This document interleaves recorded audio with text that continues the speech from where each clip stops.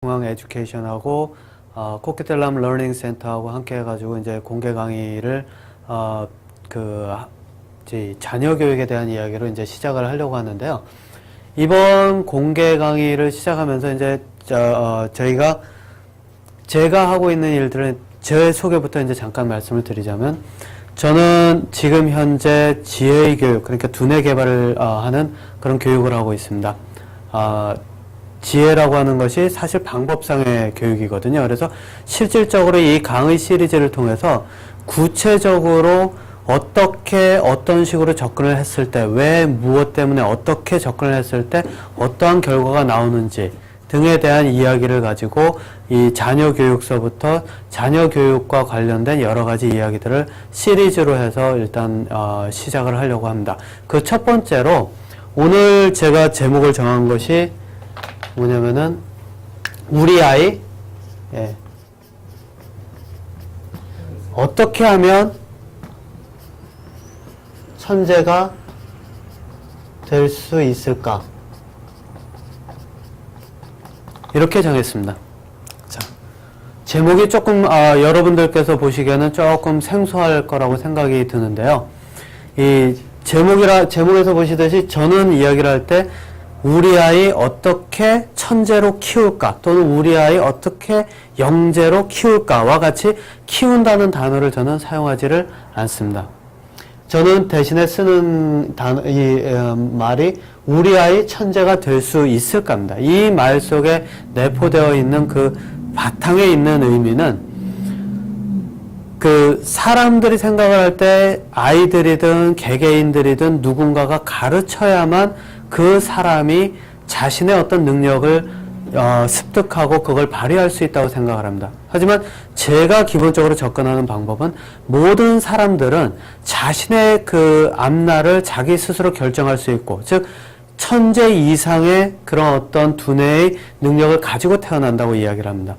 다만 그것을 할 수 있도록 여건이 주어지질 않기 때문에, 여건이 주어지질 않은 상황에서 그런 자녀들에게 그 자녀들이 너희들은 왜 이렇게 못하니를 이야기를 했을 때 그 자녀들은 오히려 위축이 되겠죠. 그래서 이제 그것에 대한 이야기를 가지고 오늘 시작을 하려고 합니다. 이 오늘 강의에 들어있는 내용들은 제가 앞으로 이제 할 그 모든 이 교육의 어쩌면은 기초라고, 전체적인 큰 그림이라고 이제 볼 수가 있습니다. 그래서 제가 여기에서 이제 그 자세하게 어떻게 접근을 하는지까지 오늘은 간단하게 이제 이 강의 중에서 말씀을 드릴 텐데요. 먼저 이 내용을 찾아가기 위해서 제일 먼저 이제 저희가 시작해야 될 것이 천재의 정의겠죠. 천재란 무엇인가?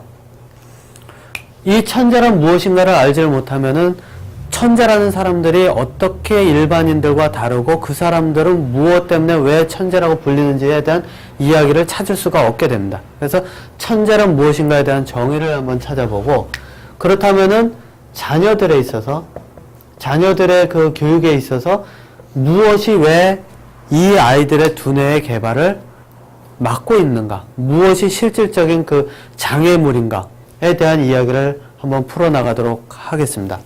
그리고 나서 제가 그 다음에는 방법에 대한 이야기를 한번 하도록 하겠습니다. 방법이라고 하는 건 구체적으로 오늘은 여기에서 한 가지 예를 들어서 그것을 가지고 구체적으로 왜 무엇 때문에 그 자녀 교육에 있어서 그 자녀들이 스스로 생각할 수 있는 힘, 두뇌 개발을 하지를 못하고 그게 억압이 돼서 그것을 표출하지 못하는지, 능력을 개발하지 못하는지에 대한 이야기를 하도록 하겠습니다. 그래서 그 세 가지가 이제 가장 큰 오늘 그 강의의 그 가장 큰 주제들이고요. 그것을 위해서 제일 먼저 이제 천재에 대한 이야기를 먼저 가지고 시작을 하도록 하겠습니다. 자, 여러분들께서는 천재를 무엇이라고 생각을 하시나요? 천재라고 하는 것을 보통 사람들이 그 요즘 현대에서의 천재를 보면은 왜 이런 거 있죠? 수학이면 수학, 또는 그 어떤 그 주어진 문제들, 문제들을 해결을 잘 할 때 사람들은 이것을 가지고 천재적인 능력을 가졌다라고 표현을 합니다. 과연 그럴까요? 저는 가끔 이런 질문을 던집니다. 제가 그 상담을 하거나 그 저에게 이제 수업을 이 강의를 이제 들으러 오시는 분들께 가끔 이렇게 질문을 드립니다. 과연 천재가 아닌 사람들이 만들어 놓은 도구로서 천재들이 생각할 수 있는 능력의 한계를 측정을 할 수 있을까? 한번 생각을 한번 해보세요. 아인슈타인이든 뉴턴이든 이런 천재라고 알려진 사람들이 자기 자신은 천재적인 능력을 가지고 있지만 자기 그 학생들 또는 자기 그 자손들을 천재로 이끌지를 못했거든요. 그렇다면 아인슈타인이든 뉴턴이든 그 사람들조차도 자신들의 능력을 측정할 수가 없다는 이야기였거든요. 그런데 사람들은 어떻게 종이에 있는 시험지와 어떤 주어진 그런 공간 속에서 이 아이가 천재적인 능력이 있다 없다를 이야기할 수 있을까요? 그렇다면은 그 시험 문제라고 하는 것도 결국은 천재가 아닌 사람들이 만들어서 그걸 통해서 그 사람들을 측정을 하려고 하고 그 이야기는 뭐냐면 바로 사람들이 사회에서 그것을 만든 사람들이 그 도구를 만든 사람들에 의해서 천재가 결정이 된다고 한다는 겁니다.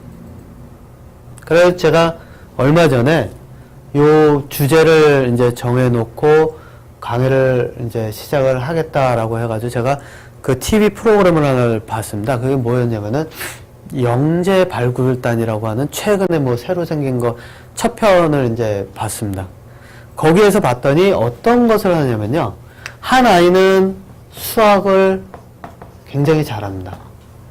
문제를 굉장히 잘 풉니다. 그러면서 그 아이가 나이는 이제 기억이 정확하게 안 납니다만은 이 수학을 잘하는데 그 아이가 주어진 문제들을 해결을 하면서 끝에 제가 정확하게 기억은 안 납니다만 그 아이가 표현했던 말 중에 하나가 제가 이해한 대로는 어떤 게 있냐면은 나는 소수를 더 찾아보고 싶어요. 또는 뭐 소수를 더 알아보고 소수에 대해서 더 공부해보고 싶어요. 라는 이야기를 했던 걸로 저는 기억을 합니다. 근데 여러분 한번 그 생각을 해보셨나요? 과연 소수라는 게 무엇일까?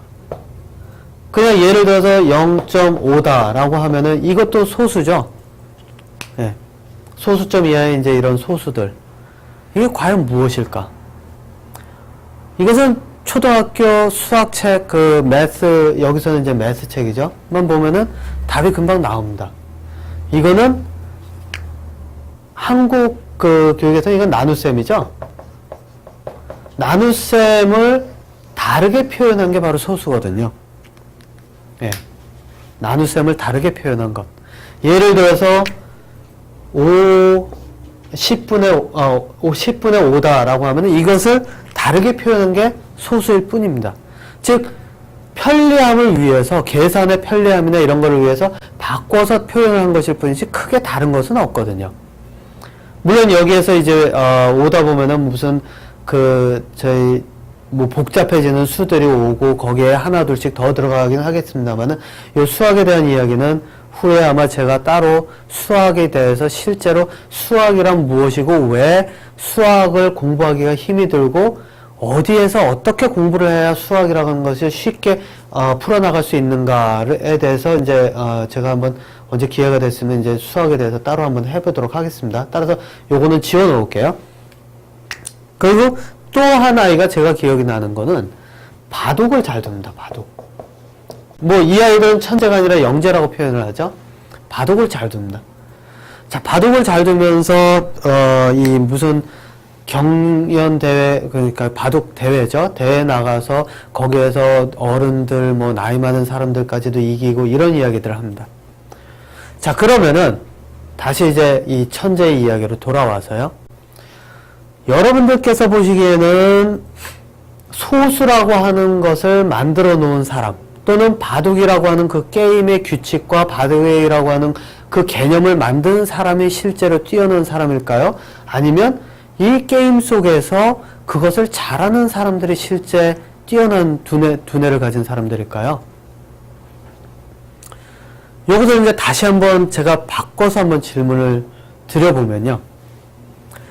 요즘 많은 부모님들이 아마 컴퓨터 게임을 하거나 이런 그 젊은 학생들이나 뭐 어린 아이들을 굉장히 걱정을 많이 하시죠.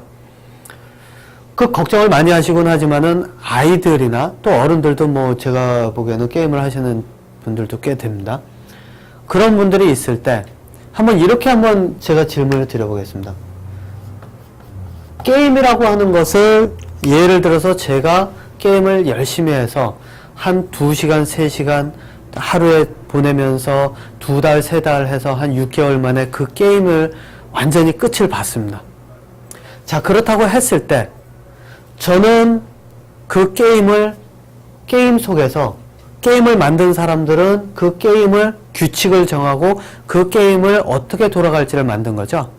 그럼 제가 완성을 했다라고 하는 그 게임의 그 완성 단계는 결국은 그 사람들이 만들어 놓은 게임의 규칙 속에서 저는 다만 그 끝을 봤다는 이야기입니다.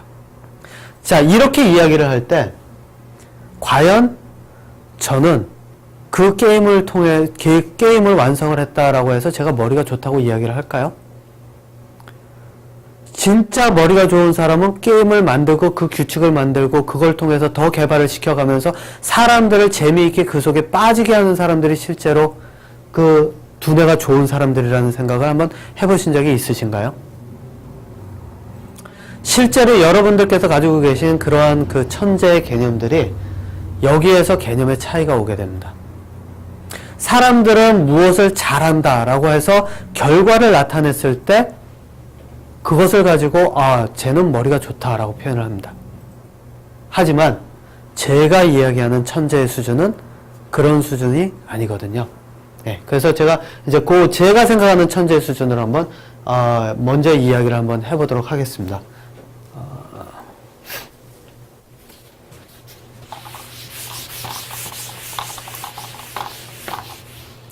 자, 그렇다면 제가 생각하는 천재는 어떤 사람일까요? 여러분들 이런 이름을 들어보셨는지 모르겠습니다. 에라토스테네스라고요.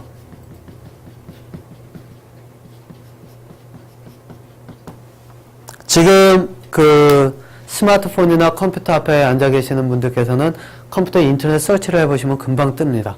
이 사람이 대략 기원전, 그러니까 BC죠. 2300년 전쯤 살았던 사람입니다. 이 사람이 어떤 일을 했는지 아세요? 예수가 태어났던 그 시기, AC죠? AC, 기준이 되는 바로 BC와 AC를 나누는 기준이 되는 시기. 그때 사람들은 지구가 편편하다고 생각을 했다고 합니다. 대부분 사람들이 다 그렇게 생각을 했고, 실제로 AC 이후에 와서도 지구가 편편하다, 둥글다가 계속 엎치락뒤치락 했죠. 그런데 지금부터 죄송합니다. 이게 2300년이 아니라 약 300년 전입니다. 이거 300년 전. 그러니까 지금부터 300년 전. 그러니까 지금부터 300년, 400년 전, 300년 전이죠. 예, 죄송합니다. 예. 이 사람은 2300년 전에, 그러니까 사람들이 AC로 넘어오면서도 지구는 편편하다라고 이야기를 할 때 이 사람은 어떤 일을 했냐면요. 지구가 이렇게 있습니다.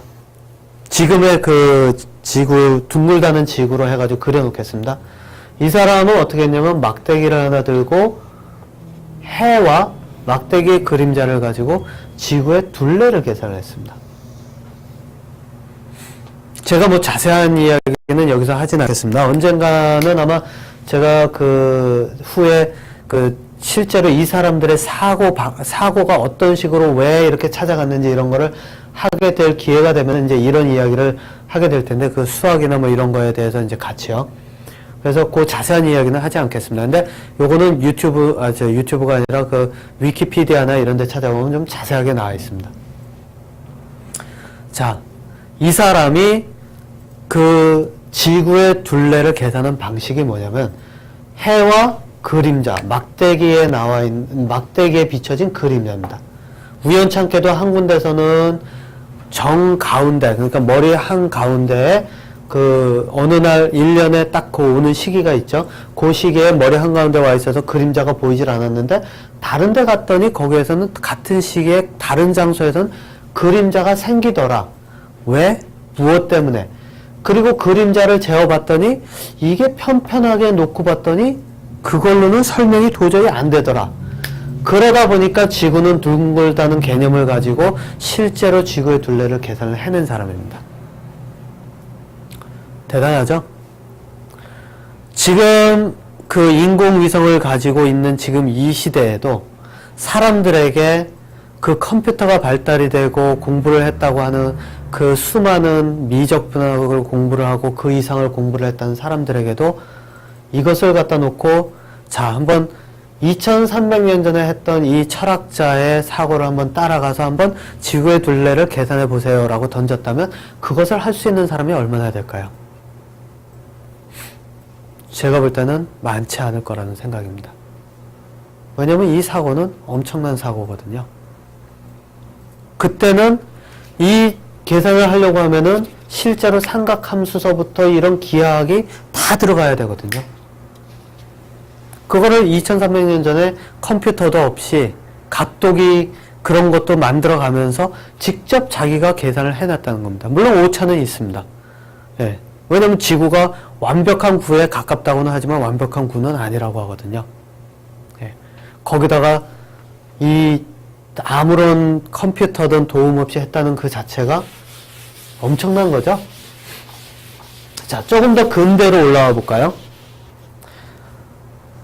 뉴턴은 뭐 잘 알려졌죠. 이 사람은 그 알려지기를, 요거는 뭐 제가 그 지금 갑자기 책 제목이 기억이 안 나는데 이게 영어로만 제가 제 책을 그 봤었어가지고 그 한글판이 있었던 걸 얼핏 봤는데 뭐가 있냐면은 그 Little Bit of Everything, Story of Little Bit of Everything이라고 하는 그 하나의 책이 있었는데 제가 정확하게 기억은 안 납니다. 요거는 후에 제가 다음번 강의나 아니면은 뭐 후에 그 어떤 뭐 기회가 될 때는 아마 다시 한번 정확한 이름을 말씀을 드릴 수 있겠는데요. 제가 한글 번역본을 봤을 때 뭐라고 됐냐면 그 약간씩의 모든 것에 대한 이야기 뭐 이런 식으로 되어 있었습니다. 거기에 보면 이제 과학자들에 대한 이야기들이 다 나오는데 이 뉴턴이라는 사람은 그랬답니다.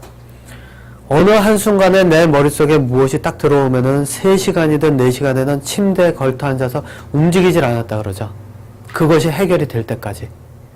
그리고 실제로 미적분학 그 칼큘러스죠. 칼큘러스를 만들어 놓고 그것을 묻어뒀다가 누가 하나 와가지고 이야기를 하다가 보니까 그냥 그 예전에 만들어 놨던 거 꺼내지도 않고 그 자리에서 그냥 자기가 쭉 써가면서 그거를 다시 한번 만들어가지고 재현을 했다 그러죠. 예. 그만큼 이제 대단한 사람입니다. 자, 그런데 뭐 그 이야기보다는 더 잘 알려진 게 있죠. 뉴턴과 사과. 중력이죠. 예, 중력에 대한 이야기. 뉴턴이 천재적인 두뇌를 가지고 있다라고 사람들은 이야기를 하는데 그것의 기초가 바로 중력이라고 이제 모든 사람들은 알고 있죠. 예. 중력이란 개념은 그 전에도 있기는 있었습니다. 다만 뉴턴은 그 중력을 거의 완성이 되다시피 그 설명을 해낸 사람이죠. 그래서 뉴턴은 어떻게 생각을 했다고 알려지냐면은 지금의 인공위성의 개념을 만들어낸 게 물론 그때는 뉴턴 시대에 뭐 라켓이라든가 이런 거를 생각을 해낼 수 있을 가능성은 거의 없죠. 근데 이 뉴턴이 어떤 생각을 하기 시작했냐면은 앉아서 그랬답니다. 내가 물건을 던졌더니 이만큼의 힘으로 저만큼 던졌더니 저기 가서 떨어지네. 좀 더 세게 던졌더니 더 멀리 가네. 그래, 그럼 내가 이거를 엄청난 힘으로 던졌다면, 그리고 그것이 그 힘을 중력을 이겨가면서 돌았다면, 그러면은 이게 내가 앞으로 던진 것이 내 뒤로 와서 뒤통수를 치지 않을까? 이러한 사고를 했답니다. 그 사고의 바탕이 바로 인공위성이죠. 실제로 지구 밖으로 뛰어 올려서 중력이 최소한으로 된 그 상태에서 힘을 가해서 그것이 돌아서 뱅글뱅글 돌 수 있게, 오랜 시간을 뱅글뱅글 돌 수 있게 하는 것이 바로 인공위성이죠. 네. 자, 그렇다면은 제가 한 가지만 더 하고 넘어갈게요. 요거를 이제 종합해서 이야기할 게 이 아인슈타인의 사고까지 하고 나면은 제가 한번 종합을 시켜 보겠습니다.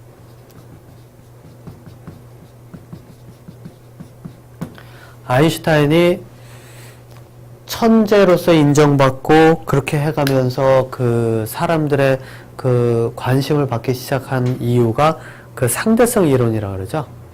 그 상대성 이론의 기초가 굉장히 간단합니다. 이거는 아인슈타인 뿐만 아니라 과거에 있었던 그 이전의 철학자들도 실제로 생각을 하고 있었던 거죠. 뭐였냐면은, 물론 아인슈타인과 같이 그렇게 정확하게 설명을 해 놓은 것은 아닙니다. 아인슈타인이 뭐라고 했냐면은, 빛이라고 하는 것이 일단 속도가 있습니다. 빛의 속도. 예를 들어서 빛을 제가 이제 손쉽게 설명을 하기 위해서 60km per hour, 시간당 60km를 다닌다고 이제 제가 한번 해보겠습니다. 뭐 예를 들어서요. 아인슈타인이 생각을 한 게 뭐냐면은, 만약에 어떤 뭐 기술이 있어서 내가 80km per hour로, 그러니까 빛보다 빠른 거죠. 빛보다 빠른 속도로 달릴 수 있다면 내가 보는 것은 과연 무엇일까? 이렇게 생각을 했답니다. 그러고 나서 생각을 하다 보니까 이 상대성 이론이라고 하는 것도 이제 사실상 시간이 좀 걸리기 때문에 제가 이것도 짧게 하겠습니다. 오늘 주제는 이게 아니니까요. 자, 그렇게 하면서 생각을 한 게, 그렇다면 내가 이 빛보다 앞서가 있을 땐 이 빛 앞에서 보는 것은 바로 과거가 아닐까? 과거라는 건 시간의 개념이죠. 네. 실제로 시간의 개념입니다. 그래서 이 이론을 가지고 시간여행이다, 이러한 이야기가 나오기 시작을 하는데, 이 상대성 이론이라고 하는 것이 바로 시간과 빛의 속도를 연결을 시킨 겁니다. 그것을 가지고 찾고 이론을 정립하다 보니까 이 자체가 이제 상대성 이론이라는 것으로 나타났죠. 근데 사실상 과거에 철학자들 중에는 빛의 속도를 재기 위해서 엄청난 실험을 한 사람들이 굉장히 많이 있는 걸로 알려져 있습니다. 실제로 그랬다고 합니다. 먼 데다 사람 하나 보내놓고 자기 이만큼 와 있고, 불을 언제 어떻게 켜라고 하고, 이쪽에서 불이 와가지고 내 눈에 보이는 그 시간을 측정을 한다고 하면서 그 시간을 측정을 하려고 엄청나게 실험을 했다 그러죠. 근데 가능해 보이죠? 여러분들께서 종종 생각을 하시면 아마 이런 경험이 있으실 겁니다. 저 멀리서 소리가 딱 났는데, 누군가 무엇을 하는 걸 봐서 큰 소리가 나야 되는데, 그게 내 귀에까지 들릴 때까지 시간차가 있죠? 예. 이와 같이 소리라고 하는 것도 시간차가 있고, 빛이라고 하는 것도 바로 가는 거리에 따라서 시간차가 있다는 겁니다. 자, 제가 왜 이렇게 여러 사람들의 이야기를 하면서 천재들에 대한 짤막하지만 이런 제 역사에 대한 이야기를 했냐면요. 여러분들 여기서 한번 보세요. 제가 지금까지 이야기한 속에 수학 공식이 들어가 있나요? 제가 지금까지 이야기한 속에 무엇을 어떻게 알아야 된다라는 개념이 들어가 있을까요? 사실상 빛의 특성과 속도라는 개념만 있으면은 상대성 이론은 나올 수가 있게 됩니다. 내가 가서 어느 순간 가서 여기에 와서 이렇게 딱 봤더니 여기에서는 이 막대기의 그림자가 이랬는데 여기서는 왜 막대기의 그림자가 이렇지? 이것에 대한 궁금증만 가지고, 질문이죠. 이것에 대한 질문만 던지고 나서 그것에 대한 답을 찾으려고 할 때, 그리고 그 과정을 체계적으로 만들어가면 사실상 천재적인 사고가 가능하다는 겁니다. 근데 비교해 보세요. 요즘 사람들이 이야기하는 천재는 무엇을 많이 알아야 되죠? 이 상식책을 이만큼 갖다 놓고 몇 페이지 몇째 줄에 뭐가 있나, 뭐 국어사전 갖다 놓고 이 단어의 뜻은 무엇인가, 이런 식으로 하면서 그걸 알았을 때 그 사람이 똘똘하다고 생각을 하죠. 그런데 실제 천재들의 사고는 그렇지 않았을 가능성이 훨씬 크다는 겁니다. 제 해석으로는. 왜냐하면 이 천재들의 사고를 따라가기 위해서 이 사람들이 했다는 그 역사를 쭉 살펴보면 이 사람들은 생각을 할 때 이거는 왜 무엇 때문에? 그렇다면 이렇게 되면 무엇이 어떻게 될까? 그러면 이렇게 됐을 때 이것은 어떻게 될까? 이러한 것을 계속 끊임없이 찾아갔다는 겁니다. 즉 무엇을 뜻하냐면 질문을 하고 그 질문에 대한 답을 찾았다는 거죠. 내가 무엇인가에 대해서 궁금해하고 그 궁금한 것에 대한 답을 찾고 또 그 답이 나왔을 때 그것에 대해서 다시 궁금한 것을 질문을 던지고 또 그것에 대한 답을 찾고 끊임없이 질문, 답, 여기는 답에 대한 질문이죠. 질문, 답 이거를 계속 연결해 간다는 겁니다. 근데 이게 제가 지금 이렇게 얘기를 해서 이게 제 이론일 것 같죠? 근데 저보다 이 이야기를 먼저 한 사람이 있더라고요. 누구냐면은 스티브 잡스요. 여러분들께서 이제 스티브 잡스 혹시 그 연설문을 보셨는지 모르겠지만 예전에 스탠포드 대학에서 2005년도인가 그 졸업생들을 대상으로 한 연설이 있습니다. 그 사람이 뭐라고 얘기를 했냐면요. 그 사람은 질문하고 답하고 질문하고 답하고 이렇게 설명을 하진 않았죠. 아인슈타인은 그렇게 얘기를 했습니다. 질문을 끊임없이 해라. 질문을 멈추지 말고 계속 궁금해하고 계속 그것에 대한 답을 찾으라. 그렇게 이야기를 했습니다. 근데 스티브 잡스는 이제 그걸 조금 바꿨습니다. 뭐라고 얘기를 했냐면 개념과 개념을 연결해라. 이것을 낫이라고 표현을 했습니다.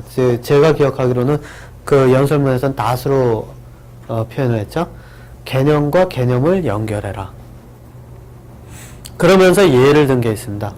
스티브 잡스가 유명하죠? 스티브 잡스가 애플을 만들었다가 뺏겼다가 다시 애플로 들어가고 뭐 그러면서 그것을 키워나갈 때 그 키울 수 있었던 원동력이 됐었던 것 중에 하나가 바로 이겁니다. 뭐냐면은 컴퓨터와 흔히 얘기하는 영어로는 이게 타이포그래피, 이게 아마 문체라 그러나요? 문체, 활자체, 뭐, 이렇게 표현이 되는 것 같던데, 문체를 컴퓨터에다 접목을 시킨 사람이죠. 그 이후로 문체가 컴퓨터에 접목이 되니까 디자인을 하는 사람들이 그것을 보고 이것 때문에 사실상 애플을 쓴다고 주로들 이제 사람들이 그랬죠. 예. 개념과 개념을 연결을 해라. 무슨 뜻이냐면 스티브 잡스는 아마도 이렇게 생각을 했겠죠. 이거를 어떻게 하면 컴퓨터에다 집어넣을까? 내가 보고 있는 스티브 잡스는 실제로 이제 그렇게 얘기했던 걸로 기억이 납니다. 이렇게 손으로 쓴 글자들, 이렇게 예쁘고 보기 좋고 모양이 다양하고 이 다양한 이 문체들, 이거를 어떻게 하면 컴퓨터에다 집어넣을까? 그러고 나서 실제로 그걸 만들어냈죠. 네. 거기에는 질문이 있고 답을 찾는다는 얘기입니다.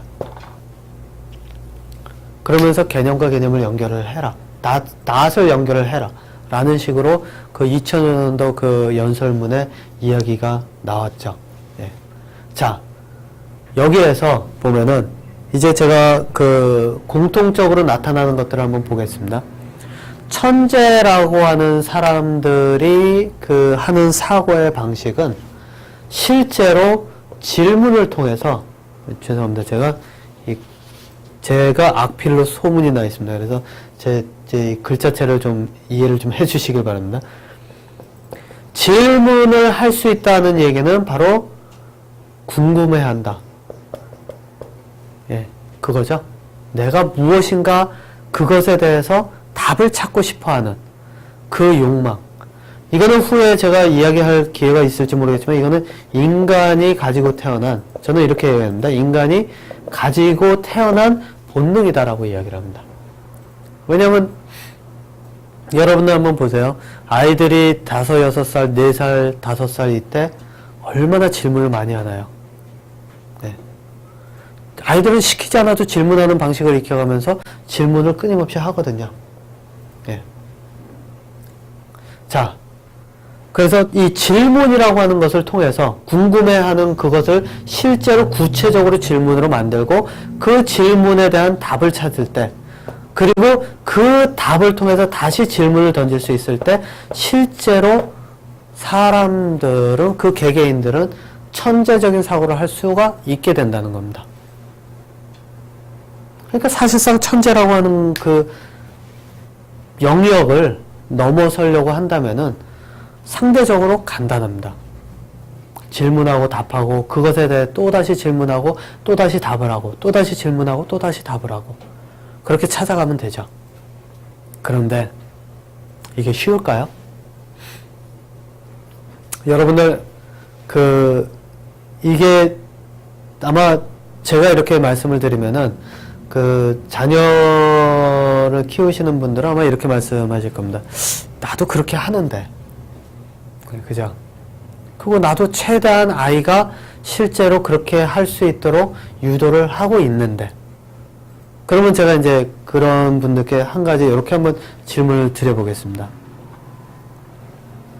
아이가 옆에서 이제 물어봅니다. 저희 엄마든 아빠든 옆에 있을 때 이제 물어봅니다. 파란색이 뭐예요? 라고 물어봅니다. 그랬더니 요거는 많은 분들이 아마 이렇게 대답을 하실 겁니다. 파란색이 뭐예요? 라고 딱 질문을 했더니 옆에 있던 부모님이 그럽니다. 자, 하늘을 봐. 하늘 보지? 저게 파란색이야. 그랬더니 아이가 또 질문을 합니다. 파란색이 뭐예요? 자, 하늘 봐. 저게 파란색이야. 그랬더니 아이가 또 질문합니다. 파란색이 뭐예요? 녹색은 뭐예요? 대부분 부모님도 이제 여기서 승질이 좀 나시죠? 야, 하늘 봐. 저게 파란색이야. 너는 내 말 못 알아들어. 보통 이렇게 하시죠? 예. 근데 한번 생각해 보세요. 하늘색이 하늘을 봐. 저게 파란색이야. 왜 못 알아들어? 여기에 들어있는 이 말은 아이에게 너는 내 말귀를 못 알아듣는구나. 너는 떨어지는 애구나. 이게 포함이 되어 있다는 겁니다. 실질적으로 아이를 비난하는 말이죠. 예, 아이를 비난을 하는 얘기입니다.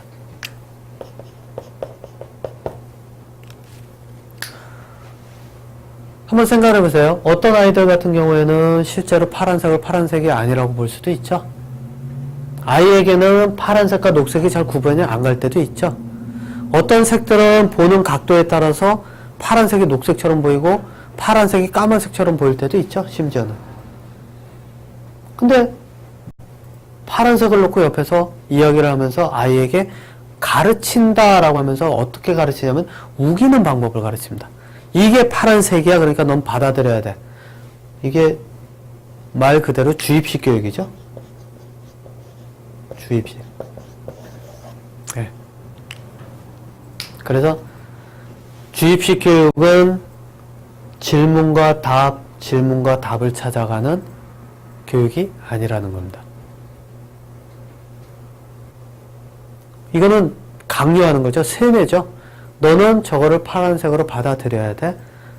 왜 받아들이지 못하니? 라고 하면서 아이를 비난하게 되는 거죠. 네. 자. 그러니까, 이제, 어떻게, 여기까지 제가 이제 충분히 설명을 드렸는지 모르겠는데, 일단은 그렇다라고 생각을 하고 넘어가도록 하겠습니다. 뭐 질문이 있으신 분들은 언제든지 그 온라인상이든지 뭐 질문을 해주시면은 제가 계속 그것에 대해서 이제 예. 화이트보드 글씨가 안 보인다고요? 근데 죄송해서 어쩌죠? 이게 제가 가지고 있는 게 잠깐만요. 빨간색이 되려나요?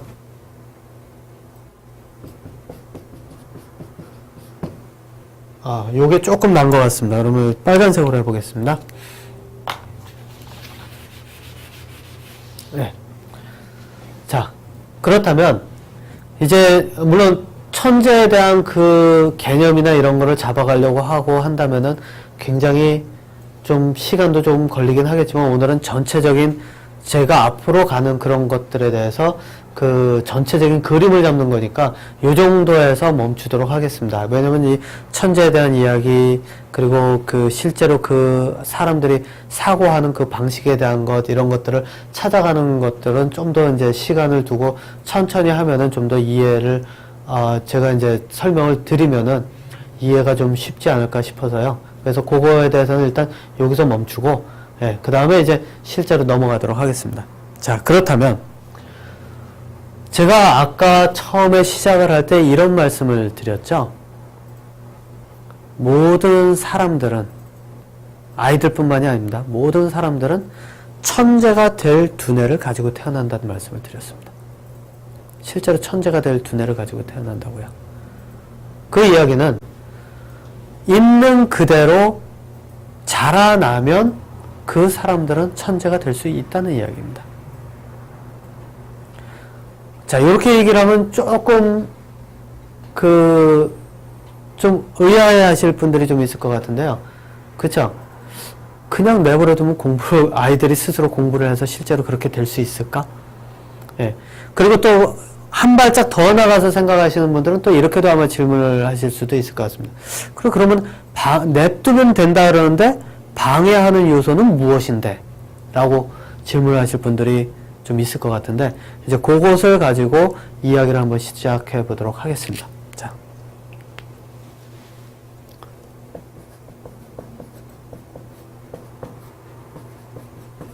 천재의 두뇌. 이거는 이미 가지고 있다고 했죠. 그렇다면 무엇이 과연 사람들이, 자녀들이, 특히 이제 자녀들이 자라날 때 이러한 천재의 두뇌를 가질 수 있는 것을 방해하는가? 이것에 대해서 한번 이야기를 해보도록 하겠습니다. 자, 아까도 제가 얼핏 말씀을 드렸죠.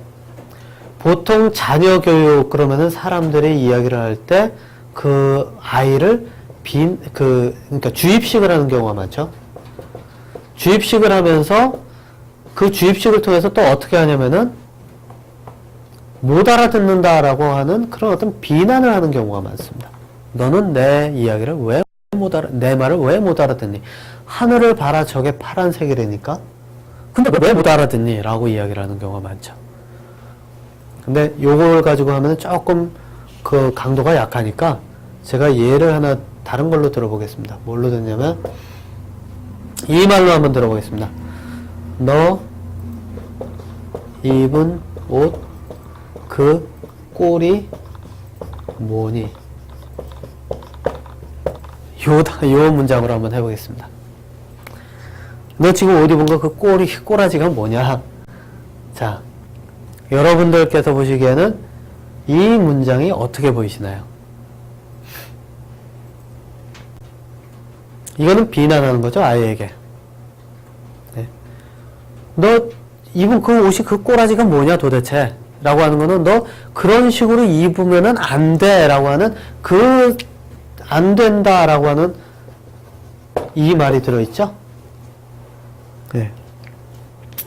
자, 근데 여러분들께서 무심코 자녀에게 이거는 뭐 자녀뿐이 아니죠. 대인관계에서도 그러고 배우자 사이에서도 그러고 그러니까 대인관계 속에 있는 배우자든지 직장 동료든지 친구든지 자녀든지 흔히 이런 이야기들을 많이 하죠.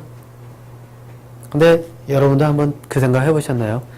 이 말 속에는 엄청난 그 사람을 짓이길 수 있는 저는 그 망치라고 표현하면은 좀 약할 것 같고요. 그 해머라고 표현을 하겠습니다. 정신적인 그 두뇌를 망가뜨리는 해머가 들어있다고 이야기를 합니다. 왠지 아세요? 자, 한번 보겠습니다. 자, 여기 아이가 있습니다. 자녀분들 중에 한 아이가 있습니다. 아이가 오늘 그 무슨 일인지 모르겠는데 날은 쌀쌀해 죽겠는데 반팔에 반바지에 거기다가 페인트 칠 잔뜩 떼서 막 이런 거 하고 머리에다가는 뭐 머리는 쭉 밀어가지고 히피처럼 이렇게 위에다가 머리를 잔뜩 올리고 딱 내려옵니다. 그러면은 이제 보통 부모님들 중에 뭐 이거는 한국 분들뿐만 아니라 뭐 영화상에서도 보고 이렇게 얘기 들어보면 이 캐나다도 다르진 않죠. 꼬라지가 도대체 그게 뭐냐라고. 예. 자, 그렇게 이야기를 할 때 한번 보세요. 그 아이가, 그 사람이 옷을 그렇게 입고 그 머리의 모양이든 뭐든 자기가 그것을 선택을 할 때는 거기에는 자신의 생각이 있습니다. 즉 무엇을 뜻하냐면 무엇을 왜를 가지고 그러면 나는 이렇게 입어야지라고 하는 그 아이의 판단이 들어가 있습니다. 무엇을 왜? 그래서 나는 이렇게 입고 갈래 라고 하는 자신의 판단이 들어가 있다는 얘기죠. 그 이야기는 아이는 그 옷을 입기 전에 고민을 했다는 이야기입니다. 생각을 해봤다는 이야기입니다. 또 어떤 뭐 옷이 아니라 다른 어떤 일이라도 했을 때는 그거는 아이는 그 속에서 충분히 고민하고 생각하고 그래서 결정을 내렸다는 거죠. 자신의 판단으로. 그랬더니 부모든 주변에서 딱 하는 말이 왜 그따위로 그런 식으로 이렇게 이야기를 합니다. 자, 이때 그 사람이 하는 말은 이 아이에게 어떤 역할을 할까요? 이거는 아이에게 뭐라고 얘기하는 것과 같냐면 제가 요거는 조금 빼보겠습니다. 네가 한 사고, 생각이죠? 생각, 판단, 이 모든 것은 다 틀렸어를 이야기를 하는 거죠. 그러니까 그 아이에게 뭐라고 하냐면 너는 생각할 줄도 모르고 판단할 줄도 모르고 네가 생각한 그 자체는 틀렸어. 그렇기 때문에 너는 생각할 줄 모르는 아이를 너는 바보야를 이야기를 하는 거죠. 이 이야기는 말 그대로요. 여러분들께서는 그냥 그 습관처럼 오랜 시간 동안 그냥 아이에게 또 TV든 어디서든지 들어왔던 이야기를 갖다가 이야기를 한다라고 이야기를 하지만 실질적으로 이 이야기 자체가 아이를 바보 취급하는 겁니다. 그러면서 아이에게 뭐라고 하면 너는 바보야, 너는 바보야, 너는 바보야를 이야기하는 것과 다르지가 않다는 겁니다. 근데 한번 생각해 보세요. 맨날 바보야, 바보야, 바보야 소리를 듣는 아이들이 실제로 똘똘해질 가능성이 얼마나 될까요? 희박하겠죠? 자, 그러면은 이것을 이쪽으로 가기 전에, 아이에 대한 이야기를 가기 전에 여기에서 이 이야기를 하는 그 부모님들 또는 주변 어른들의 그 이야기를 한번 먼저 짚고 넘어가 보도록 하겠습니다. 자, 물론 어떤 부모님들에 따라서도 그렇고 그 개개인에 따라서도 그렇고 조금 이제 어떤 분들은 이렇게 말씀을 안 하시고 좀 유하게 부드럽게 이야기를 하시는 분들도 있죠. 예, 근데 뭐 저는 이제 그 비교를 하는 거니까 이 이야기로 이제 계속 한번 가보도록 하겠습니다. 자, 그러면은 이렇게 이야기를 하는 분들께 여쭤보면 보통 어떻게 왜 이렇게 아이에게 하시나요? 라고 여쭤보면 그 부모님들의 뭐 제가 만난 분들은 다였습니다. 뭐 그 왜냐고 여쭤보면 답은 딱 하나 나옵니다. 뭐라고 나오냐면 아이를 위해서. 내 아이가 잘 되길 바라고 내 아이가 밖에 나가서 뭐 이러한 취급받지 않기를 원하고 이러이러하게 대접받기를 바라고 그래서 이렇게 이야기합니다. 라고 이야기를 합니다. 그런데 실제로 그럴까요? 제가 한번 이 이야기를 가지고서 한번 풀어볼까요? 그러니까 이제 이 이야기를 여기서부터 시작하게 되면 아마 많은 부모님들께서 아마 많이들 불편해 하시기 시작할 겁니다. 자, 한번 볼까요? 너 입은 그 꼴이 뭐니? 라고 이렇게 말을 할 때 분명히 아이를 비난을 하죠. 그러면서 아이에게 그 아이의 미래를 위해서라고 이야기를 하죠. 근데 한번 볼게요. 사람들이 다른 사람을 비난을 할 때는 왜 비난을 하는 걸까요? 사람들이 다른 사람한테 너 왜 그렇게 했니? 너 뭐 이것도 못하니? 너는 이것밖에 안 되니? 이렇게 이야기를 할 때 사람들은 그 말 속에 뭐가 들어있을까요? 여기에 상대가 있고 상대, 너가 있고 내가 있습니다. 나. 사람들은 너는 왜 이것밖에 안 되니? 너는 왜 그렇게 하니? 너는 이거 네 사고는 틀렸어. 이 이야기를 하면서 사람들은 그 상대가 그 이야기를 들어줄 때 사실상 상대적으로 기분이 즐겁다고 느끼죠. 아, 저 아이가 내 말을 들어줬어. 저 사람이 내 이야기를 들었어. 내 말이 먹혔어. 이렇게 이야기할 때 사람들은 아, 그러니까 이제 내가 이야기한 게 맞는 거야 라고 이야기를 하죠.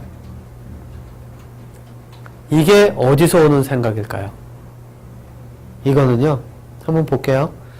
내 말이 맞았고 너는 틀렸다를 통해서 내가 너보다 잘났다를 이야기를 하는 거죠. 실질적으로. 내가 잘났으니까 너는 내 말을 들어야 되랑 같은 이야기입니다. 내가 잘났어, 내 말을 내가 너보다 위야, 그러면서 상대를 찍어 누를 때, 그리고 그것이 먹혀 들어갔을 때 그 사람은 그 속에서 즐거움을 느낀다는 겁니다. 왜일까요? 생존의 문제죠. 내가 다른 사람들보다 위다라고 했을 때 내가 가질 수 있는 확률이 늘어나고 내가 무엇인가를 더 많이 소유할 수 있는, 내가 원하는 것을 얻을 수 있는 가능성을 늘려간다는 것이 여기에 있습니다. 자, 그러면은 반대로 그 이야기를 듣는 사람은 어떻게 될까요? 실제로 듣는 사람은 이 사람보다 내가 못해가 되죠. 그러니까 나는 바보야가 됩니다. 그러니까 나는 내 자존감이라고 하는 거는 무너지기 시작하죠. 그러니까 목소리를 내지를 못하게 됩니다. 내 목소리를 못 내게 되니까 자신감도 점점 떨어지게 되고, 그렇게 되면은 어떻게 될까요? 아이들이, 특히나 아이들 같은 경우에는 힘이 빠지겠죠. 네, 한숨 쉬겠죠. 그래서 주변에 한번 이렇게 쭉 한번 둘러보세요. 그리고 내 자녀를 한번 살펴보세요. 아이가 지금 이 상황에서 내 주변에서 아이가 즐겁게 놀고 있는지, 아니면 아이가 한숨 쉬면서 어딘가 모르게 얼굴에 그늘이 져서 그 힘들어하는 모습이 보이는지. 힘들어하는 모습이 보인다라면은 아이의 모습이 바로 이 속에 들어가 있을 가능성이 크다는 이야기입니다. 그러니까 자, 앞에서 그랬죠. 아이를 위해서 나는 이렇게 이야기한다. 네, 아이를 위해서 나는 이렇게 이야기를 한다. 근데 한번 보세요. 실제로 이게 아이를 위한 걸까요? 반대죠. 아이를 위한 게 아니라 내가 살기 위해서. 결국은 아이를 죽이는 일이라는 겁니다. 아이가 스스로 발전해서 그 스스로 커나가야 되는 사고의 능력을 키워가면서 내가 왜 무엇 때문에 어떻게 라고 하는 것을 스스로 생각을 하고 그것에 대한 판단을 하고 그것에 대한 결과를 보고 그것에 대해서 그것을 넘어서는 사고를 할 수 있도록 스스로가 익혀갈 수가 있어야 되는데, 그게 아니라 아예 생각을 못하게 길들여져가는 개로 만드는 겁니다. 제가 개라는 표현을 잘 씁니다. 길들여지는 개. 왜냐면 생각을 하지 못하고 주는 법 먹고 시키는 것 하면은 사람의 인생이 길들여진 개하고 다를 게 있나요? 그러니까 실질적으로 내가 이야기를 할 때는 부모님들 아니야, 아니야 외치시는 목소리가 좀 많이 들릴 것 같은데, 나는 아이를 위해서야, 나는 나를 위해서 그런 게 아니야 라고 하지만 실질적으로 하는 그 말 속에는 이미 아이를 뭉개고 아이의 사고의 능력을 이기는 것이 들어가 있다는 겁니다. 자, 그런데 이게 어디서 왔을까요? 제가 그 부모님들을 비난하고 부모님들 이렇게 이제 이런 식으로 접근하시는 그 부모님들께 뭐 저희 그것에 대해서 뭐 당신의 인생을 잘못 살았습니다. 뭐 이런 이야기를 하려고 시작한 게 아닙니다. 네. 자, 왜냐면 이거는 여러분들 이 강의를 들으시는 부모님들의 잘못도 아니거든요. 왜? 이게 어디서 왔냐면요. 한번 볼게요. 나라고 하는 사람이 태어나서 살아올 때, 아기로 처음 이 세상에 나와서 내가 살아올 때 나는 혼자가 아닙니다. 주변에 사람들이 있죠. 네. 그리고 그 주변의 사람들은 어떻게 하나요? 바로 나라고 하는 사람을 처음부터 교육을 시키게 됩니다. 이거는 돼, 이거는 안 돼. 이렇게 하면 되고, 이렇게 하면 착한 일, 저렇게 하면 못된 짓. 실제로 내가 생각하는 것은 아이든 누구든 사회에서 보는 기준이라고 이제 하겠습니다. 기준. 사회에서 만들어 놓은 기준을 딱 그어 놓고, 이 줄자죠, 자를 딱 대놓고, 요거는 기준에 맞아, 요거는 기준에 맞지 않아. 요거는 여기에 들어가, 요거는 여기에서 벗어나. 요거는 요만큼 벗어났으니까 괜찮아? 이거는 많이 벗어났으니까 너는 비난받아야 돼. 실제 사람들이 태어나면서, 이 세상 사람들이 태어나면서 바로 나라고 하는 사람은 그 사회 속에서 그렇게 생각을 하도록 사회로 인해서 이미 어려서부터 그 체계 속에 만들어졌다는 이야기입니다. 그러니까 그 속에서 다른 그런 벗어난 사고를 통해 실질적으로 이 상황이 어떻고 내가 한 말이 어떤 것이고 그것이 어디서 왜 시작이 됐고 그것이 아이에게 어떤 영향을 미치는지에 대한 그 사고를 해본 것이 아니라 주어진 속에서 그것을 따라만 왔다는 이야기입니다. 그러니까 자연스럽게 이것이 아이를 위한 것이다. 또 주변에 한번 물어보세요. 이 강의를 들으신 분들께서 한번 밖에 나가서 안 들으셨다고 하는 분들께 한번 딱 물어보세요. 이렇게 이야기하는 거는 누구를 위해서 하나요? 라고 한번 물어보세요. 그분들 다 한결같이 이야기하실 겁니다. 우리 아이 잘 되라고. 내가 우리 아이 잘 되라 그러지 절대 그 아이가 잘못되라고 한 적 없다. 라고 이야기를 하실 겁니다. 예, 그분들 생각 속에서는 실제로 그렇죠. 왜? 사회라고 하는 곳에서 이미 그렇게 사람을 이것이 착한 일, 저것이 나쁜 일 정해놓았다는 얘기입니다. 그래서 여러분들께서는 자녀들이 학교에서 상을 받아온다던가 막 이러면 박수치고 굉장히 기뻐하시죠? 저는 어떻게 하냐면 그거는 그대로 쓰레기통에 버립니다. 물론 받아온 적도 없지만 지난번에 한 번은 무슨 거 한번 이렇게 해가지고 뭐를 완전히 끝냈다라는 걸로다가 이제 축하한다는 식으로 저는 그대로 쓰레기통에 버려버렸습니다. 이유가 뭔지 아세요? 여러분들이 생각하시는 상이라고 하는 것과 벌이라고 하는 걸 한번 생각해 보세요. 상이라고 하는 것은 너는 다른 아이들보다 잘했으니까 너는 이렇게 여기에 속할 자격이 있어라고 하는 계층을 만들어 놓는 겁니다. 그러니까 그 이야기는 뭐냐면은 상을 통해서 그 아이가 너는 이렇게 했을 때 박수를 받으니까 계속 이런 식으로 해야 돼. 그런데 계속 그렇게 해야 된다는 건 누가 만드나요? 여러분들 그런 생각 해보셨나요?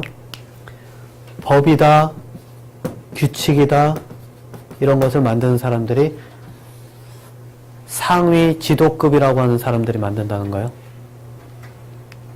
그 사람들이 보는 관점에서 만들죠. 그러니까 그 사람들이 보는 관점에서 만드니까 사람들이 그 사람들의 그런 어떤 그 관점을 따라가질 않으면 이 사람들이 설 자리가 없다는 얘기입니다. 그러니까 그 사람들이 자신들이 보는 관점으로 따라오게 하는 것이 상을 주고 훈장을 주고 잘한다 사람들이 이렇게 해야 돼를 자꾸 알리는 거죠. 이게 길들이는 첫 번째 방법입니다. 사람을 길들이는 상과 벌. 벌을 줘서 어긋나는 사람들은 너 일로 들어와야 돼. 너 여기서 이러면 안 돼. 너 여기서 들어와서 초등학교 나오고 중고등학교 나오고 뭐 대학교 가고 그래서 직장 잡고 그래가지고선 사는 게 그게 잘 사는 거야. 그렇게 가는 사람들에게 박수를 쳐주죠. 근데 한번 여러분들 그 생각해 보셨나요? 요즘 제가 봤더니 스티브 잡스를 비롯해서 실제 사회의 그런 어떤 기업이나 이런 거를 이끈다라고 하는 사람들은 중간에 학교 그만둔 사람들이 더 많죠. 뭐 예를 들자면은 콜럼버스도 그렇죠. 콜럼버스는 과거에 나 절로 해서 배 타고 갈게 그랬더니 주변에서 가지마 갈래 안돼 결국은 설득시키고 나갔죠. 근데 그 사람들이 그렇게 나갈 때는 사실 미지의 세계를 나가는 거죠. 이러한 틀 속에 있으면은 가는 길이 눈에 보입니다. 상이라는 것도 주어지고 그 속에서 얻는 것도 눈에 보이는 것처럼 보입니다. 근데 그 틀을 벗어나고 나오면은 죽음을 각오해야 되는 거죠. 네. 그래서 콜럼버스 같이 죽음을 각오하고 나온 사람들은 죽든지 사실상 그것을 통해서 자신들이 새로운 것을 발견하든 새로운 것을 시작을 하든 해서 그것을 통해서 뻗어나가게 되죠. 그러니까는 선택을 할 때 사람들은 두려움이 오게 되는 거죠. 죽을까봐. 그리고 실제로 여기서 벗어나면 죽을 확률이 커지죠. 예. 그러니까 이 속에서 상과 벌 속에서 안주를 하고 싶어 합니다. 그러니까 이게 이제 양면성이죠. 모순이죠. 내가 자녀를 대할 때, 특히 이제 자녀의 교육을 얘기를 할 때요. 자녀를 대할 때, 자녀가 실제로 그 아이들이 자신의 길을 스스로 찾아서 진짜 천재 이상의 그런 길을 갔으면 하는 것이 부모들의 바람이라는 것을 저는 많이 들어왔습니다. 그런데 실질적으로 하는 일은 여기에서 길들여서 너는 이 길로 이렇게 해서 살아야지 그게 내가 보는 가장 편안한 방법이야 라고 하는 거죠. 그러니까 여기서는 실제로 두 가지 선택이 갈림길에서 여러분들께서 실제로 선택을 해야 된다는 겁니다. 첫 번째는 내 아이를 길들여져서 실제로 길들여진 개와 같은 그런 길들여진 삶을 살게 할 것인가, 이 사회 속에서. 아니면 내 아이를 실제로 그 아이가 스스로 무엇인가를 생각해가면서 사고의 틀을 깨어나가면서 천재들 그 이상의 길로 갈 수 있도록 해볼 것인가. 여기에 대해서 이 두 가지 중에서 이제 부모님들께서는 선택을 하셔야 된다는 겁니다. 왜? 두 가지가 공유할 수는 없습니다. 절대. 이 사회가 절대로 그렇게 그냥 두지를 않습니다. 이 사회가 호락호락한 사회가 아니라는 건 이미 알고 계시겠죠? 둘 중에 하나입니다. 이 속에서 길들여져서 주는 밥 먹고 살든가, 아니면 내가 벗어나서 내가 내 것을 만들어가면서 스스로 일어나든가, 둘 중에 하나라는 거죠. 자, 그래서 제가 여기서는 이제 항상 앞으로 가면서도 공개 강의에서도 저는 이제 이러한 선택을 저는 뭐 유튜브 강의도 이제 많이 내놓고 했습니다만 항상 이 선택의 기로에서 이제 저는 이 선택권을 드립니다. 이 속에서 내가 길들여가면서 그냥 그렇게 가는 것이 내가 볼 땐 그냥 그렇게 사는 것도 나쁘지 않겠다라고 하시는 분들은 이 비디오를 더 이상 보셔야 될 이유가 없으실 거고요. 나는 내 아이가 실제로 스스로 생각을 하고 두뇌가 깨어나가면서 자신의 길을 찾아가면서 하나의 독립된 사람으로 자라는 걸 보고 싶다라고 하시는 분들은 이제부터 이 강의를 그 방법에 대한 것이 나오는 것을 계속 한번 봐주시면 될 겁니다. 하지만 미리 말씀드리겠지만 이것이 쉬워 보이는 듯하지만 굉장히 어렵다는 겁니다. 자, 일단 여기까지 하고요. 예. 그리고 제가 미리 이제 여기서 전체적인 그 흐름에 대한 것을 일단 한번 먼저 말씀을 드리면요. 일단 요거는 이제 이 사고의 틀을 벗어나와서 실제로 내 아이를 그 천재 이상의 두뇌를 가지고 스스로가 생각하고 스스로가 무엇인가를 판단하는 그런 힘을 키워가면서 그 아이가 자라나가겠다라고 선택을 하신 분들에 해당되는 이야기입니다. 그런 분들께서는 이제부터는 벗어나야 되는 사고의 틀들이 굉장히 많아집니다. 제가 오늘 이야기한 거는 상과 벌 그리고 천재들의 그런 사고의 두뇌와 이런 것들이 오지만 여러분들이 흔히 생각해 오셨던 그 대인관계, 부부관계 거기다가 흔히 사람들이 이야기했던 그 뭐 이거는 착한 일, 이거는 나쁜 일, 못된 짓, 나쁜 짓, 뭐 칭찬받을 이러한 개념들이 실제로 제가 가는 그 교육 속에서는 그러한 경계선이 무너지게 됩니다. 이 세상에는 착한 일도 나쁜 일도 못된 일도 그렇지 않은 것도 박수 받을 일도 그렇지 않은 것도 없다는 거죠. 예. 그래서 그 사고의 틀을 깨어나가는 그 강의들이 이제 계속 진행이 되면서 이제 계속 가게 될 텐데요. 그거는 이제 그때그때 보시면 아시겠지만 아마 받아들이실 때도 쉽지 않은 부분들이 가끔은 있을 것이라고 저는 봅니다. 네. 자, 그러면 이제는 계속 가시겠다라고 하신 분들, 예, 선택하신 분들께 이제 방법에 대해서 구체적으로 한번 방법에 대한 이야기를 해보도록 하겠습니다. 자, 아까 제가 이렇게 말씀드렸죠? 너는 입은 옷, 그 꼬라지가, 그 꼴이 뭐니? 라고 이야기를 할 때, 아이의 두뇌, 그 아이가 생각하고 아이가 판단한 것, 첫 번째는 바로 이거죠. 아이가 생각하고 아이가 판단한 것에 대해서 그 아이의 판단을 절대 비난하지 않는다는 겁니다. 근데 이렇게 하려면요, 사실상 내가 만나는 사람들과의 그 일상생활 속에서 사람들을 비난하는 것들을 줄여나가야 된다는 겁니다. 예를 들어서 사람들이 뭐 요즘 갑질한다 뭐 이런 얘기들 나올 때 뭐 저놈은 갑질하는 놈 막 이런 얘기가 나올 때 그 사람을 비판을 할 때 내 아이는 그런 것을 보면서 사고할 그 생각을 할 때 사고의 방향을 틀을 잡아서 이미 저러다가 내가 맞아 죽겠구나 라고 하면서 움츠려 든다는 거죠. 생각할 수 있는 힘을 자꾸 누르게 된다는 겁니다. 그래서 비난하는 말들을 줄여야 된다는 거죠. 그래서 제가 이거는 구체적인 방법입니다. 여러분들께서 이제 실제로 써보실 수 있는 그 방법이죠. 이거는 여러분들께서 자신의 그런 것을 하시기가 힘들면은 드라마를 보셔도 됩니다. 드라마를 보시면서 하셔도 되는데 뭐를 하냐면 드라마에서 나오는 대화 내용들 이런 것을 쭉 앉아서 한번 쭉 정리를 해보세요.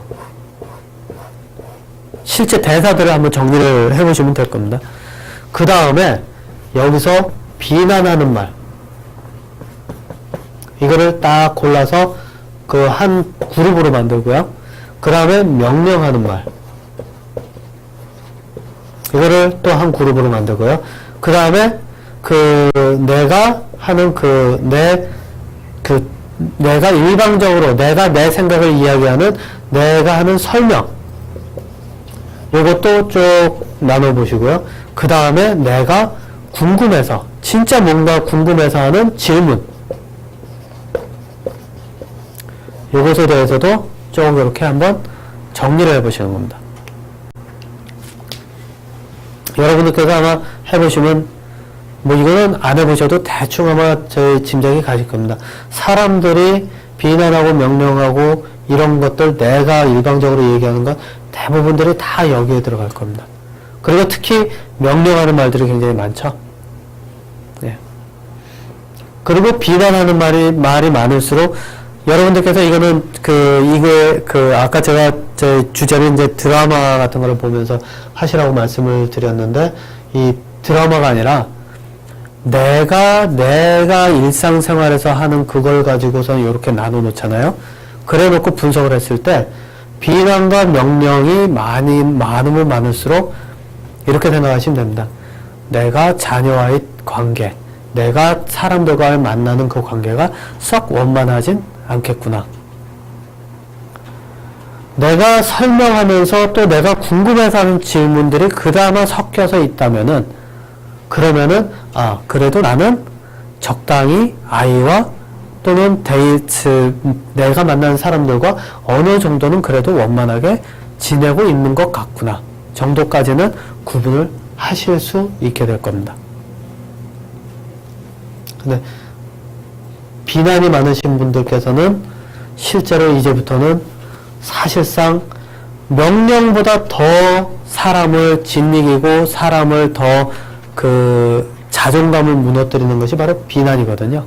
물론 명령도 크게 차이는 안 나지만 그래도 이 비난이라고 하는 것은 그 중에서도 가장 극으로 가는 겁니다. 그러니까 여러분들께서 지금 이 강의를 듣고 계시는 분들께서 실제로 자녀에 대한 생각이 있으시다라고 한다면은,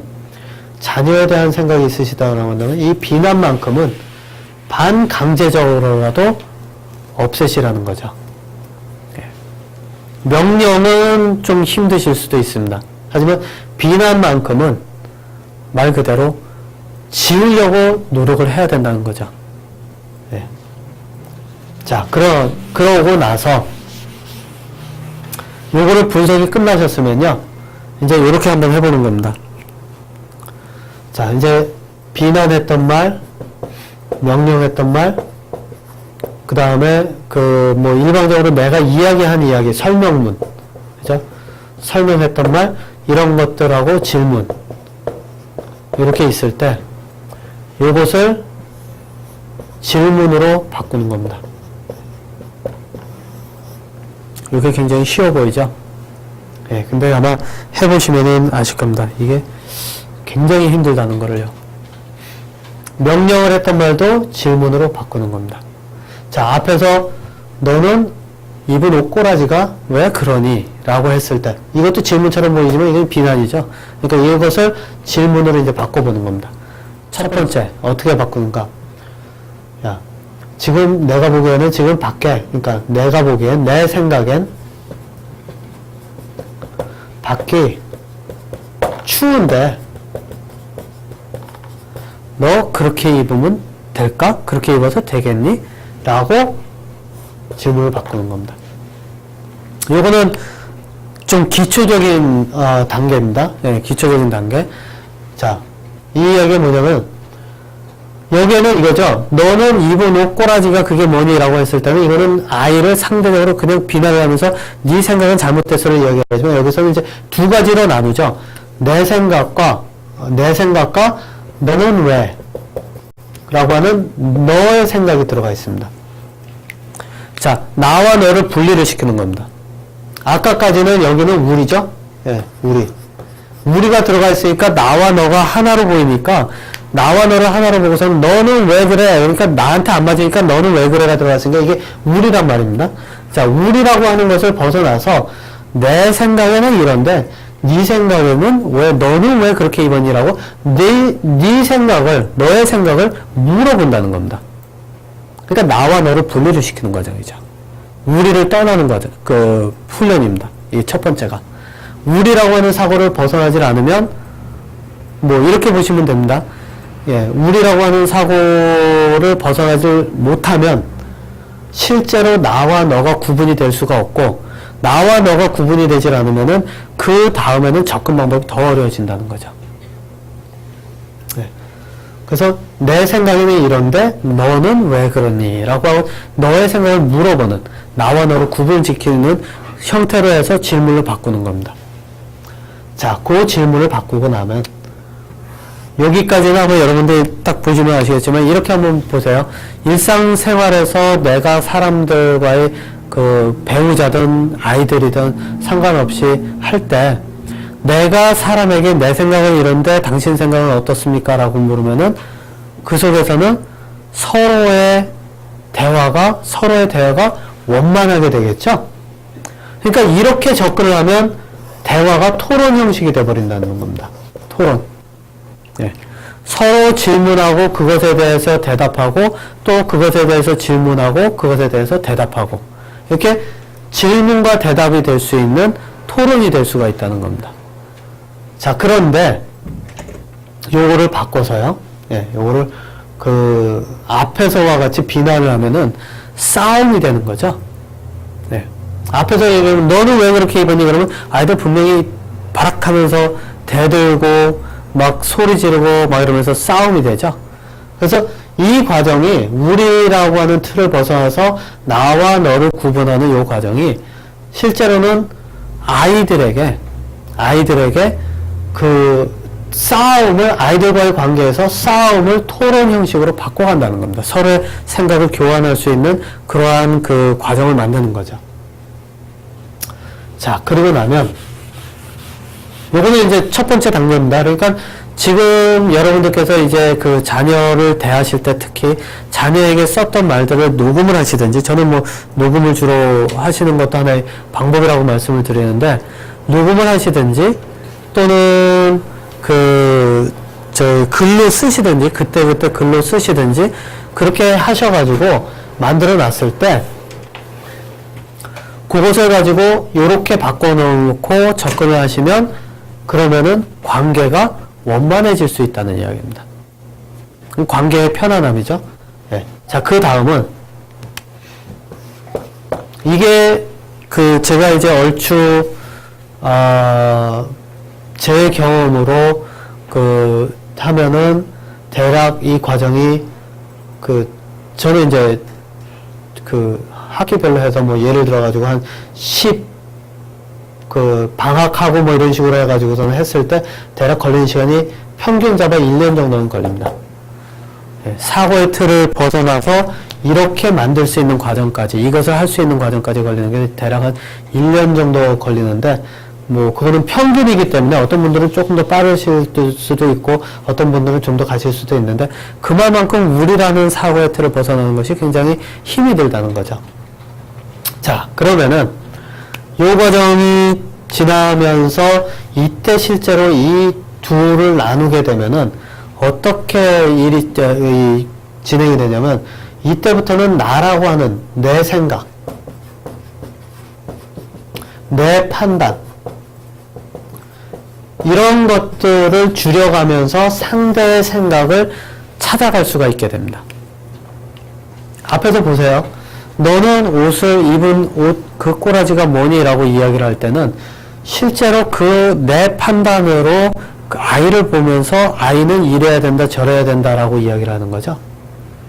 예.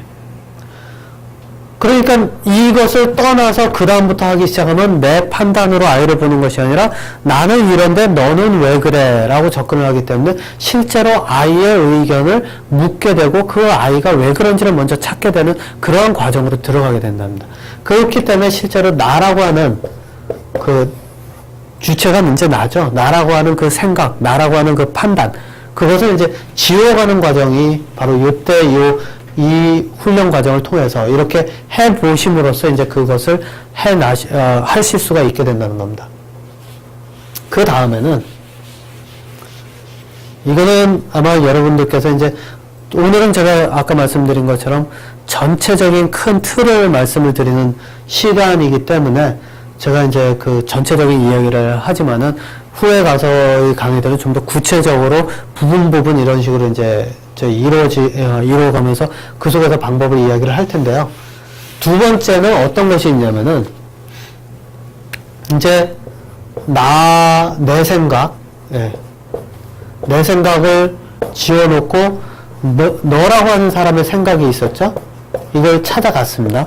자, 그런데 여기서부터 이제 시작을 하는 것이 뭐냐면은 너와 그 대상을 분류를 하는 겁니다. 자, 예를 들어서 아이가 입을 옷을 입고 왔지 않습니까? 자, 반팔에 반바지. 오늘 좀 날씨가 쌀쌀한데 반팔에 반바지를 입고 왔습니다.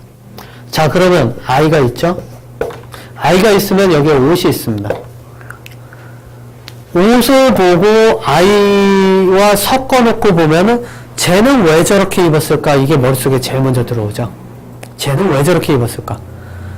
그렇기 때문에 아이에게 질문을 던진다, 아이의 생각을 묻는다는 질문을 던진다 하더라도 이게 가끔은 되돌아가서 아이를 비난하는 일이 벌어질 수가 있습니다. 그래서 이때부터는 아이와 옷을 구분을 시킵니다. 그래서 어떻게 질문을 하냐면 나라고 하는 내 생각은 이런데도 빼놓고 어떻게 하냐면 오늘은 위에는 반팔, 아래는 반바지, 위에 색깔은 이렇고 아래 색깔은 이렇고 이런데 그럼 너는 왜 그렇게 입었니? 라고 질문을 하게 됩니다. 예. 자, 이게 뭐를 뜻하냐면 이게 제가 이렇게 말씀드리면은 좀 이해하시기는 좀 힘드실 테니까 제가 그 흔히 잘 알려진 이야기를 하나 쓰죠. 뭐 예수의 그 말 중에 이런 얘기가 있다르죠. 죄는 미워하되 사람은 미워하지 말라는 이야기가 있다르죠. 예.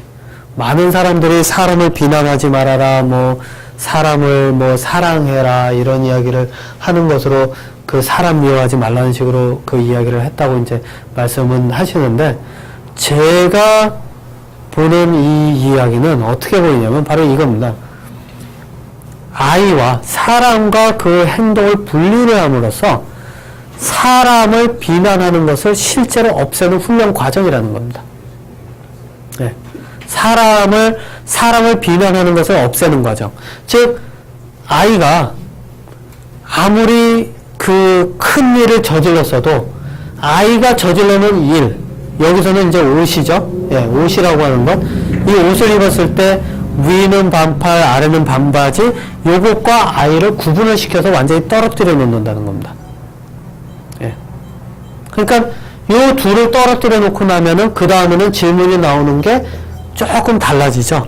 아이에 대해서 쟤는 왜 저렇게 입었을까라는 생각으로 질문을 던지는 게 아니라 반팔, 반바지? 진짜 왜 저렇게 입었지? 색깔은 왜 저렇게 입었지? 어디 운동이라도 하러 가나? 이런 식으로 질문의 그 방향이 달라지게 된다는 겁니다. 이게 상당히 쉬워 보이는 개념 같지만은 이 개념이 굉장히 엄청난 개념입니다. 한번 생각해 보세요. 아이를 구분하고 사람을 구분하고 그 사람이 행한 그 대상, 그 일이라든가 그 사람이 가지고 있는 여기서는 이제 옷이라든가 이런 것만 따로 떨어뜨려 놓고 생각을 한다는 얘기는 사람을 이때부터는 실제로 평등하게 볼 수가 있다는 겁니다. 그러니까 평등이라는 개념이 이때 완성이 될 수가 있다는 거죠. 그래서 누가 나에게 왔을 때 그 사람이 과거에 얼마 전에 나를 사기를 쳐놓고 갔습니다. 예, 그래서 제가 쫄딱 망했습니다. 그 사람이 와서 나와 이야기를 한다 하더라도 그 속에서 너 이 쳐죽일 놈, 너 때문에 내 인생이 이렇게 이야기를 하는 것이 아니라 그 사람이 했던 그 행위들에 대해서 물어보면서 왜 무엇 때문에 너는 그랬었니? 또 누가 와가지고 금덩이를 하나를 들고 와서 이야기를 한다 하더라도 그 금덩이에 혹해서 그래 이거 이렇게 귀한 걸 줘 그러면서 고마워 이렇게 하는 것이 아니라 내가 나한테서 원하는 것은 무엇이고 왜 너는 이런 것을 가지고 왔니? 라고 냉철해진다는 거죠. 그러니까 사람들이 내게 무엇을 가져오든 내게 어떤 해를 입혔었던 과거는 중요하지 않고 지금 그 순간순간 그 사람을 대할 수가 있게 된다는 겁니다. 그렇게 될 수 있을 때 실제로 이때 한번 보세요. 여러분들 한번 이런 생각 한번 해보셨나요? 여러분들께서 이제 그 친구든지 어떤 사람을 한번 만났습니다. 둘이서 대화를 하죠. 예, 그래서 그 사람이 대화를 하는데 한 사람에게 물어봅니다. 야, 너 얼마 전에 어디 여행 갔다 왔다며? 어땠었니? 여기에는 내 생각이 들어간 게 없죠. 내가 궁금하다라는 거는 들어가 있어도 실제로 나는 네가 어떻게 썼는지가 궁금해서 묻는 거죠. 네, 그래서 나는 궁금해가 있습니다. 나는 궁금해. 네가 거기서 어땠었는지. 자, 이런 경험들은 아주 많으실 텐데요. 한번 기억을 되짚어서 한번 생각을 해보세요. 이때 상대방이 어떻게 했었는가? 아마 여러분들께서 기억을 금방 해보시면 금방 아시게 될 겁니다. 그 기억이 나실 겁니다. 이럴 때 사람들은 보통 즐거워서 굉장히 그 이야기 속에서 있었던 그 여행에서 있었던 그 모든 에피소드라든가 이런 거를 즐겁게 이야기를 하죠. 네, 즐겁게.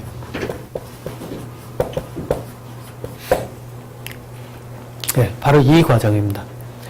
내가 한 일은 상대방이 내가 궁금해서 상대방에게 무엇이 어떤지를 물어봤습니다. 그랬더니 상대는 즐겁게 나에게 모든 것들을 이야기를 해줍니다. 이게 앞에서는 처음은 이 우리라고 하는 사고의 틀에 빠져 있을 때는 비난이라든가 이런 걸 통해서 이제 싸움이 벌어졌죠. 근데 그거를 조금 바꿔서 질문해서 나와 너를 딱 구분시켜서 내 생각과 너라고 하는 사람의 생각을 구분하면 여기에는 삶의 편안함이 옵니다. 이 질문을 내 생각마저 없앤 상태에서 너라고 하는 사람과 그 사람이 했던 행위들을 구분을 시키면 여기에선 즐거움이 오게 됩니다. 실제로 두 사람의 대화가 즐겁게 웃으면서 끝날 확률이 굉장히 높아진다는 거죠. 그리고 여기서 한 가지 중요한 건요. 여러분들 한번 보세요. 나는 궁금해서 물어봤다라고 했을 때 특히 자녀와의 관계에서 한번 보세요. 내가 궁금해서 물어볼 때 아이들은 자기들이 알고 있는 모든 것들을 다 쏟아서 설명을 해주려고 합니다. 설명. 제가 오늘 아직 그 GA 그 실제 교육 체계에서 하는 그 교육 체계가 어떻게 진행되는지 그게 어떤 식으로 돌아가는지 이런 것에 대해서는 오늘 제가 아마 여기서는 다루지 않게 될 텐데 후에 가면 다루게 될 텐데 실제 설명을 할 수 있다라고 하는 이 과정은 관찰이라고 하는 그것의 다음 단계가 설명입니다. 이게 학교 교육에서 보자면은 학교에서 하는 것들이 아이들은 어떻게 하죠? 책을 읽고 이게 관찰입니다. 음악은 듣죠. 시청각 교재 같은 걸로 듣죠. 손으로 만져보고 만들어보고 하죠. 이것들이 다 하는 과정들이 관찰을 하는 과정입니다. 이게 가장 첫 번째 과정이죠. 실제로 이 관찰이 없으면은 사고라고 하는 것 자체가 돌 수가 없습니다. 아까 제가 에라토스테네스에 대한 이야기 했죠. 그 에라토스테네스에 대한 이야기를 할 때 에라토스테네스는 분명히 막대기를 가지고 그림자의 차이를 보고 얘와 얘는 왜 다르지라고 하는 관찰을 통해서 시작이 됐습니다. 관찰이 실제 천재적인 사고 그리고 그 이상으로 가는 첫 번째 그 관찰력이라고 하는 그 첫 번째 관문입니다. 그래서 이제 후에 가면은 제가 관찰을 하는 방법과 구체적으로 어떤 식으로 어떻게 할지 이런 것들에 대한 이야기도 이제 하게 될 텐데 관찰이라는 게 그 첫 번째죠. 그 관찰을 하는 것이 앞에서 이야기한 그 두 번째 그 아까 제가 편안함이 있다라고 하는 나와 너를 나눴을 때 이제 거기서 오게 되는데 요거는 후에 할 거니까 제가 이제 빼놓도록 하는데 여기서는 제가 말씀을 드리겠습니다. 여기서는 관찰 다음에 오는 설명이라고 하는 것을 가지고 이야기를 합니다. 관찰을 했으면 내가 관찰한 걸 설명을 하는 거죠. 예를 들어서 책을 읽었으면 그 책을 내가 읽은 책은 이러이러해. 흔히 얘기하는 예전에 저도 제일 쓰기 싫어했던 그 독후감 또는 그걸 가지고서는 뭐 요약하는 것 그게 독후감인가요? 네, 그러네요. 그게 독후감이네요. 네, 그 독후감 그 훈련을 실제로 집에서 대화를 통해서 할 수가 있게 된다는 겁니다.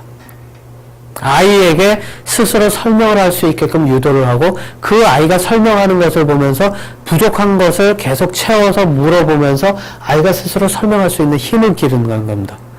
그러면 이게 어떻게 되냐면 후에 가면 관찰력을 더 키워주는 일을 하게 되거든요. 자, 그러면은 이렇게 됐을 때 여기까지 오게 되면 생활이 즐겁게 바뀌게 됩니다. 대화가 즐겁고 앞에서는 편안함까지만 있었고 토론까지는 됐었지만 즐거움도 뭐 가끔은 있겠죠. 근데 즐거움이라고 하는 것은 실질적으로 이렇게 접근을 하기 시작했을 때 나라는 생각을 접고 너라고 했을 때 너와 그 아이가 가지고 있는 현재 그 상황을 분리를 시켰을 때 실제로 생활은 즐거워질 수가 있다는 겁니다.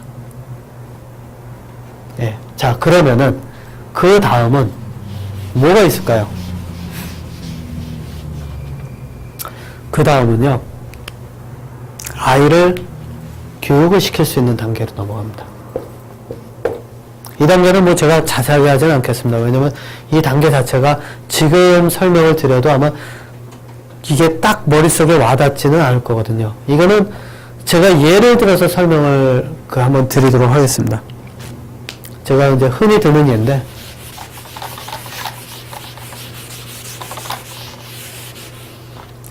자, 아이와 건널목을 건넙니다. 제가 이제 억지로 만든 거라서 좀, 이게 좀 어거지격성이 좀 있으니까, 이거는 여러분들께서 이제 좀 소화를 시키시면서, 궁금한 것이 있으실 때 저에게 질문을 하신다든가, 이메일로 질문을 하셔도 되죠. 이메일로 질문을 하신다든가, 또는, 제가 여기다 후에 이메일을 좀 알려드리도록 하겠습니다. 이메일로 미리 질문을 하신다든가 그러면은 제가 그 상황에 맞는 어떤 구체적인 것들을 저희 이야기를 다루거나 이렇게 할 수가 있을 텐데, 일단은 제가 만든 걸로 해보도록 하겠습니다. 아이와 이제 건널목을 건넙니다. 건널목을 딱 건너려고 하는데, 뭐 아이들 흔히 그러죠. 총알같이 뛰어가려고 합니다. 그럼 이제 보통 딱 잡죠. 네. 부모들이 딱 잡고 위험하니까. 그러면서 보통 접근하는 방법이 제일 첫 번째 말씀드린 비난입니다. 보통 부모님들이요. 너 왜 그래? 위험한 거 알아 몰라. 아이에게 네가 지금 그렇게 하려고 했던 그거는 틀렸다. 그렇게 하면 위험이라고 하는 단어를 가지고 그 아이의 사고, 그 아이가 했던 것을 비난을 하게 되죠. 조금 괜찮으신 분들은 딱 붙들고 그러죠. 야, 너 여기 지금 차 다니고 그런 길 알아 몰라. 위험하게 왜 그래? 이 정도로 하죠. 네. 자, 근데 실제로 이러한 상황을 가지고 교육으로 바꾸는 과정이 어떤 건지를 이제 제가 이거를 예를 가지고 한번 해보도록 하겠습니다. 아이를 붙듭니다. 붙들고서는 딱 해놓고서는 물어봅니다. 일단 위험하니까 붙들어야죠. 아이하고 차하고 가서 부딪히면 일이 더 커지니까요. 붙듭니다. 붙들고 나서 이야기를 합니다. 도로는 뭐를 하는 곳이니? 도로에 주로 다니는 게 뭐니? 라고 묻습니다. 도로에 주로 다니는 게 뭐니? 아이는 그러겠죠. 차. 그러면은 부모가 그 다음에 대답을 할 때, 이건 뭐 제가 대답을 한다고 얘기하겠습니다. 그럼, 자, 그럼 도로는 차가 다니는 곳이야. 그럼 도로는 도로의 용도, 이거는 잠시만 접어두고요. 도로는 차가 다니는 곳이야. 자, 그러니까 네가 건너다가 차가 못 보고 있다가 서로 부딪히면 어떻게 될까? 차가 더 단단해? 네 몸이 더 단단해? 그러면 차가 더 단단하다고 하겠죠. 아이들은 이미 머릿속에 어느 정도의 개념은 다 들어와 있거든요. 차가 더 단단해. 차는 부서지면 이거는 물건이니까 부서져도 고치면 되지. 근데 네 몸은 부서지면 어떻게 될까?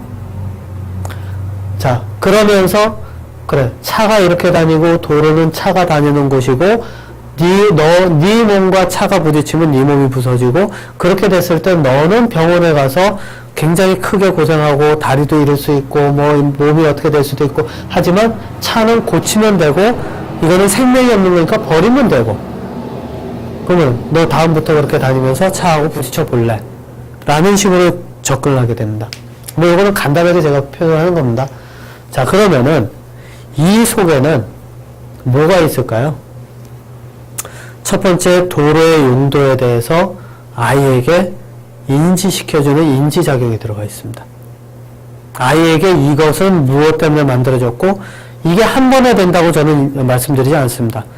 이게 한 번에 아이들이 익혀갈 때는 두뇌가 놔두면은 스스로가 찾아가면서 개발은 되지만, 실제로 사회에서 만들어 놓은 것까지 익혀갈 때까지는 사회라고 하는 그 사람들이 만들어 놓은 것은 인위적으로 만들어 놓은 것이기 때문에 이걸 따라잡으려면 시간이 걸릴 수밖에 없거든요. 그래서 실제로 이것을 넘어서 인지를 할 때까지는 시간이 걸릴 수밖에 없습니다. 자, 그러니까 인지작용에 들어와서 도로의 용도. 근데 여러분도 한번 보세요. 학교 가면은 사람들이 건널 때 아이들 교육시키는 방법이 주로는 이렇습니다. 아이고, 여기 건널목으로 건너와줘서 고마워. 차 지켜보고 건너와줘서 고마워. 뭐 이런 식으로 이야기를 하죠. 근데 여기에서는 하는 일이 실제로 아이에게 도로에 대한 인지작용, 그리고 도로는 자동차를 위해서 만들어졌다는 그 인지의 단계를 훈련을 시킬 수가 있습니다. 같은 것으로. 그리고 두 번째로는 사람의 몸과 자동차의 차이점에 대한 구분을 시킬 수가 있습니다. 자동차가 만들어진 것, 생명과 무생물의 차이, 무생물과 그 무생물임에도 움직이는 것의 차이, 그것들이 무엇으로 만들어져 있고, 재질이 어때서 어느 것이 더 단단하고, 이러한 과학적인 내용들이 다 들어갈 수가 있다는 겁니다. 그래서 실질적으로 이때 이 교육의 과정, 교육을 할 수 있는 저는 이제 스승의 자리라고 이야기를 하는데, 이 과정에 들어와서는 사람들에게 너 이거 해 저거 해 시키는 단계가 아니라 사람들에게 이건 이렇고 저건 저렇고 이러이러한데 너 이거를 어떻게 할래? 라고 물어가면서 사람을 이끌어갈 수가 있게 된다는 겁니다. 그러니까 이때는 실제로 앞에서까지는 즐거움이 있다면, 서로가 즐거움을 가지고 서로의 즐거운 생활이 있다면, 여기서는 새로운 것을 끊임없이 익혀가는 실제 그 과정이 들어있다는 겁니다. 그러니까 말 그대로 사람들은 굳이 이게 당신이 뭐라고 나를 가르쳐 이런 게 아니라 그냥 이야기하는 속에서 따라올 수게끔 할 수 있는 그런 힘이 생긴다는 거죠. 자, 그러니까 여러분들께서 실질적으로 아이들의 두뇌를 개발을 시켜준다든가, 또는 천재 이상으로 아이들이 두뇌 개발을 하기를 원하신다면, 실질적으로 그렇다면 가장 중요한 거는 바로 아이가 아니라 여러분들께서, 부모가 이 과정을 지나셔야 된다는 거죠. 이걸 통해서 아이들을 이끌 수 있게끔 훈련을 하셔야 된다는 겁니다. 그래서 이제 제가 처음에 했던 그 강의 제목을 지우질 않았죠. 여기 우리 아이 천재가 될 수 있을까? 실제로 아이들은 천재 이상이 될 수 있는, 천재를 넘어설 수 있는 그런 두뇌를 가지고 태어납니다. 이거는 뭐 아이들뿐만 아니라 지금 이 강의를 들으시는 여러분들도 세상 사는 인간으로 두뇌를 가지고 태어난 사람들은 다 그렇다고 저는 이야기를 합니다. 그런데 다만 그렇지 못한 이유가 바로 나에게 있다는 겁니다. 여러분들께서 이 강의를 들으시는 여러분들께서는 실질적으로 혼자서 할 수 있는 독립된 성인으로 스스로를 인정을 하실 거잖아요. 예. 그렇기 때문에 여러분들께서 스스로 할 수 있는 그러한 어떤 결정 권한이 있습니다. 그리고 그렇게 하실 수 있는 힘도 있으시죠. 그런데 아이들은 아닙니다.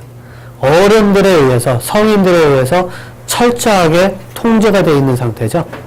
그렇기 때문에 실질적으로 아이들 같은 경우에는 부모님들의 역할이 가장 크다는 겁니다. 한번 생각해 보세요. 학교에서 이렇게 아이들의 사고의 틀을 열어줄 수 있을까요? 그렇게 할 수 있다면 아이들이 학교 생활을 즐거워해야 되겠죠. 한번 생각을 해보세요. 아이들이 흔히 그런 얘기 있죠. 뒷담화 깐다고. 아이들이 선생님들 뒷담화 까는 경우 굉장히 많죠. 그리고 또 선생님들 중에서 뒷담화 맞는 선생님들, 제 어렸을 때 기억에서는 항상 고정이 되어 있습니다. 아이들을 윽박지르고 비난하고 그런 분들이요. 존경받는 선생님들은 그 반대죠. 적어도 내 생각은 이런데 네 생각은 어떠니? 라고 물으실 수 있는 분들이 사실상 아이들이 직접 따랐다는 걸로 저는 기억을 합니다. 여러분들께서도 한번 생각을 한번 해보세요. 과연 그런가 아닌가? 그리고 여러분들께서 실제로 그럴 것 같다, 그랬었던 것 같다라고 생각이 드신다면 이제 한번 다시 앉아서 한번 생각을 한번 해보세요. 우리 아이의 앞길을 두뇌가 실제로 개발이 돼서 그 두뇌를 가지고 아이 스스로 자신의 삶을 살아갈 수 있도록 해줄 수 있는, 내가 할 수 있는 그 방법은 무엇인가? 딱 하나입니다.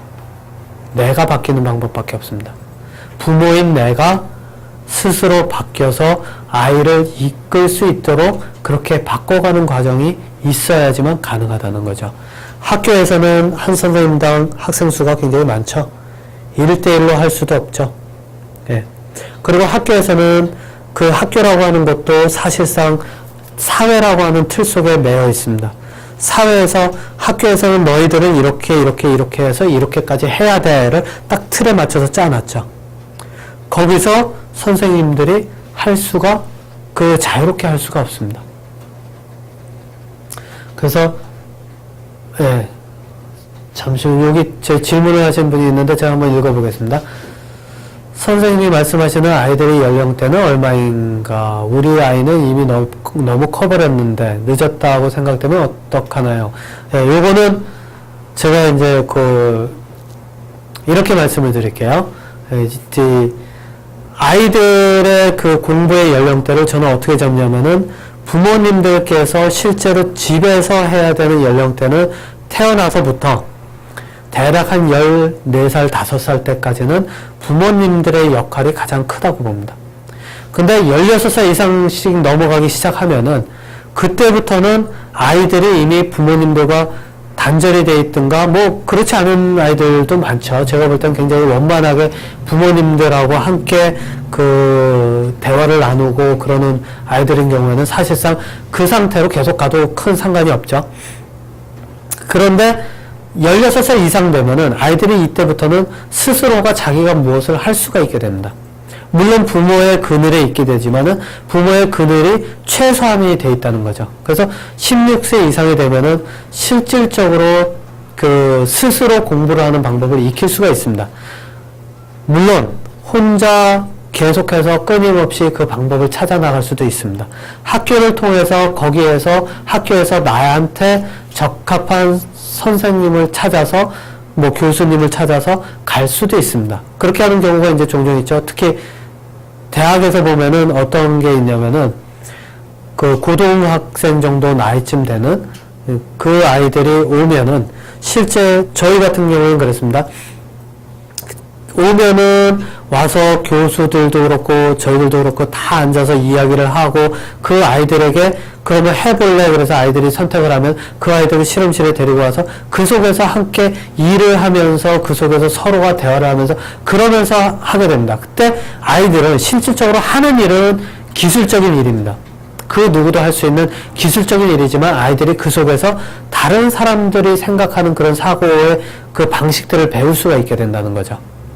그리고 대학교 가면은 실제로 똘똘하다고 알려지는 상위 한 5% 이내에 있는 아이들 같은 경우는요, 대학에 들어가자마자 교수들을 찾아다니면서 자신들이 그 속에서 할 수 있는 것을 찾아갑니다. 자, 이렇게 하는 아이들은 스스로 찾아가기 때문에 저는 그런 아이들은 그냥 그렇게 계속 스스로 한번 찾아가라고 그냥 이야기를 합니다. 왜냐면 그렇게 찾아보면서 그 한계도 보면서 그렇게 해야 내가 찾는 게 무엇이고 내가 이거를 통해서 이렇게 찾을 수가 있구나, 그 방법을 익힐 수가 있거든요. 근데 그게 안 되고 오랜 기간 너무나 억눌러져서 스스로 찾을 수 있는 그 힘이 없는, 용기가 없는 그런 자녀라면은 이 중앙일보하고 지금 코끼들람 러닝센터하고 함께해서 제가 여기서 이 체계적인 교육 프로그램을 지금 이제 곧 시작을 하려고 합니다. 그때 거기에서 오는 것은 실제 두뇌 개발에 대한 것, 그러니까 수학이라든가 과학이라든가 이런 이야기들로 실제로 사고하는 방법, 아까 제가 말씀드린 예들이 있죠. 스티브 잡스의 사고의 방식, 아인슈타인의 사고의 방식, 뉴턴이 했던 사고의 방식, 또 에라토스테네스가 했던 방식, 이러한 것들을 실제 가지고 두뇌 훈련을 할 수 있는데 거기를 한번 고려해 보시는 것도 저는 제안을 드립니다. 예, 물론 다른 어떤 그런 옵션도 물론 찾아보셔야 하실 거고요.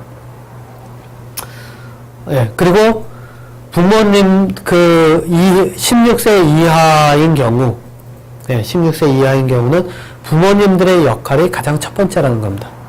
특히 이 아이들이 게임에 많이 중독이라고 사람들이 이야기할 정도까지 게임에 몰두하게 된다든가, 이렇게 뭔가 어딘가에 이렇게 집착이 되어 있는데 그 속에서 벗어나지 못하는 경우에는 사실상 부모님들의 역할이 가장 크다는 겁니다.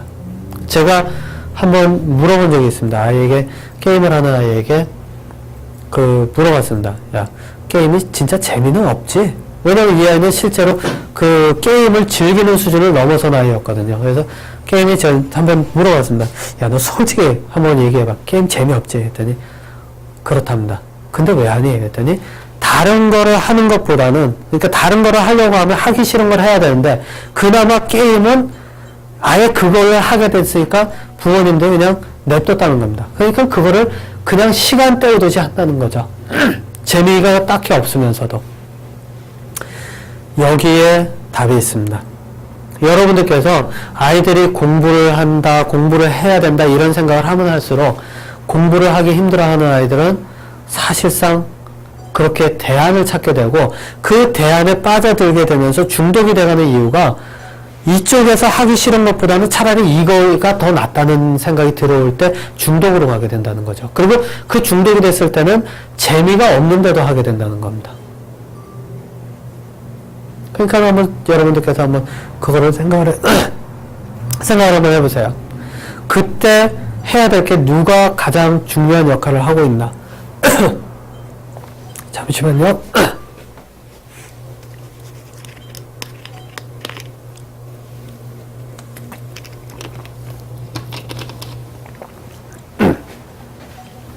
죄송합니다.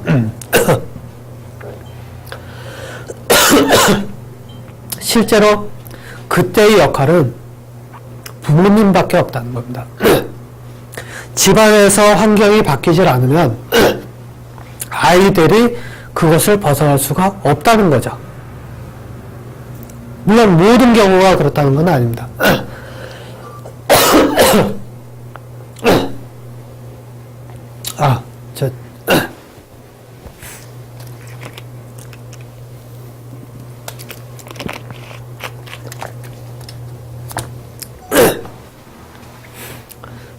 죄송합니다. 아무래도 이제 시간도 다 돼가니까 목도 가네요. 자, 그래서 그 부모님들께서 진짜 어떻게 접근을 해야 될지 모르시겠다는 분들은 일단 공개 강의가 계속 나갈 계획이니까 이거를 먼저 한번 보시면서 또 저희가 이제 준비하고 있는 게 또 있습니다. 이거는 부모님들을 대상으로 체계적인 그 훈련 과정이죠. 예, 그걸 하려고 하니까 그 과정을 고려해 주시면 될 것 같습니다. 예, 제가 여기서 더 이상 하기는 힘드니까, 예. 잠시만요.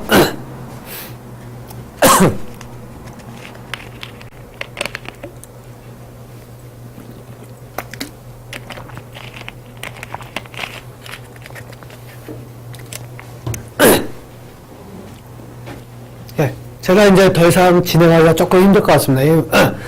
목이 좀 건조해져서요. 예, 그래서 오늘은 여기서 끝을 내도록 하고요. 다음번에는 실질적으로 방법이라고 하는 것이나 그런 것들, 방법에 대해서 공부하는 방법, 기본적인 훈련 과정이죠. 그것에 대해서 제가 이제 공개적으로 자세하게 들어가기는 아마 조금 힘이 들 겁니다. 왜냐면 얘도 그렇고 그렇기 때문에. 그렇지만 방법에 대한 것을 가지고 한번 이야기를 해보도록 하겠습니다. 그거는 집에서도 사용하실 수가 있고 아이들에게도 접근하실 때 쓰실 수가 있는 것들이니까 그런 것들을 고려해 보도록 하겠습니다. 자, 그럼 오늘 이번 첫 번째 그 강의는 이걸로 마치도록 하겠습니다. 예. 지금까지 고맙습니다. 예.